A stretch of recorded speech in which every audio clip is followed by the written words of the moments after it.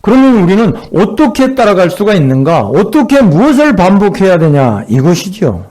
먼저는 깨달음을 말했습니다. 진리를 깨닫도록 반복해야 된다 했습니다. 두 번째는 예수님이 행하신 것, 그것을 따라서 반복해야 합니다. 예수님이 구주이시고 우리의 모범이시기 때문에 주님께서 행하신 것이 곧 길이고 진리고 생명이십니다.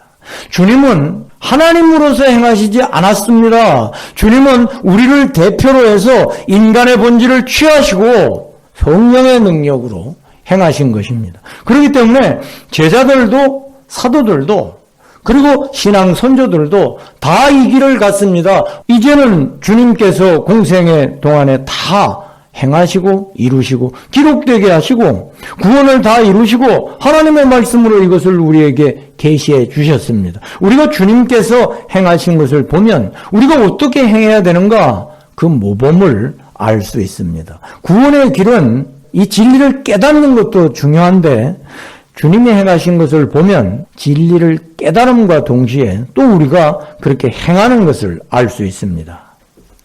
몇 가지를 보면 주님께서 식구들을 부양하시기 위해서 일하셨습니다.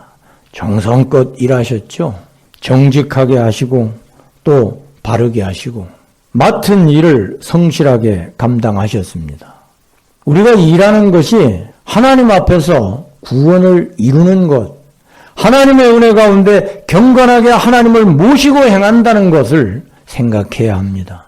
그러니까 일하고 시간을 보내고 뭐 놀면서 보내고 여튼 모든 시간은 우리가 영원 무궁 세계를 두고 그 세계를 준비하는 시간이고 준비하는 기회라 이것을 기억해야 합니다. 이것을 생각하지 아니하면 뭐 일할 때는 일하고 집에서 쉴 때는 쉬고 믿음 생활을 교회에 가서 해야지 그런 것 아닙니다.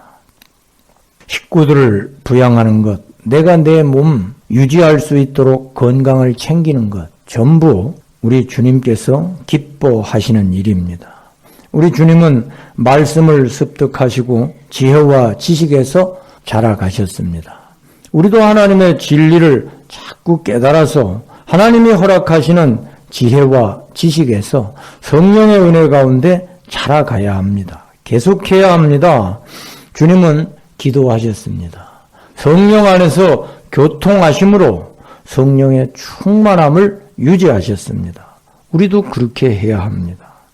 주님은 그 권세와 능력으로 마귀의 시험을 우리를 대신해서 이기시고 대적하는 모든 귀신들을 내쫓으셨습니다.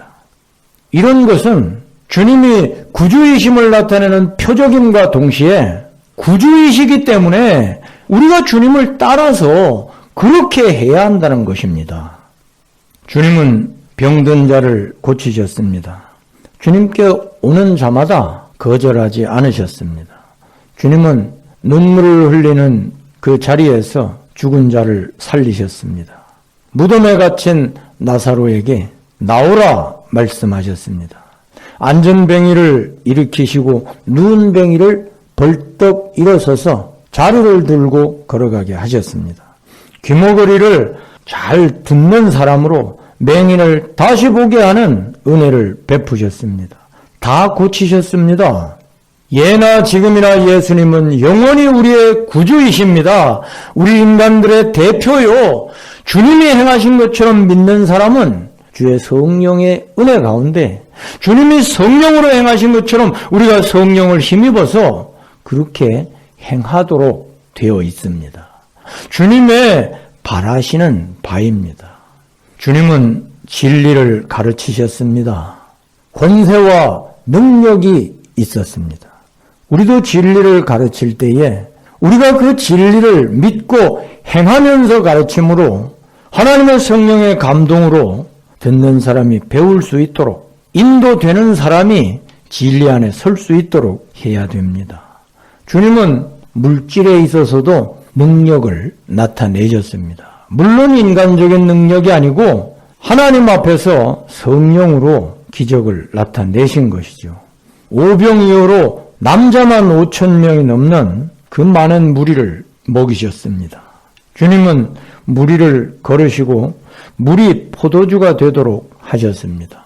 이 모든 것은 주님이 하나님의 아들이심을 나타내심과 동시에 하나님의 아들 된 우리들이 예수님처럼 그것을 따라서 아버지의 뜻을 이룰 수 있도록 그렇게 명령하시고 모범을 보여주신 것입니다.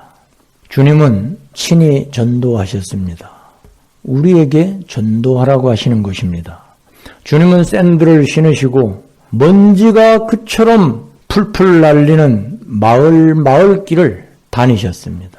그리고 아버지의 뜻을 이루셨습니다. 그러므로 우리가 인간관계, 물질관계에서 생각하고 말하고 하나하나 행동하는 우리가 당한 현실에서 우리가 주님을 모시고 주님의 뜻을 행하고 있다는 것을 기억하고 주님처럼 우리도 행해야 합니다. 그때에 얼마나 많이 막히겠습니까? 우리가 어떻게 쉽게 기적을 행하겠습니까?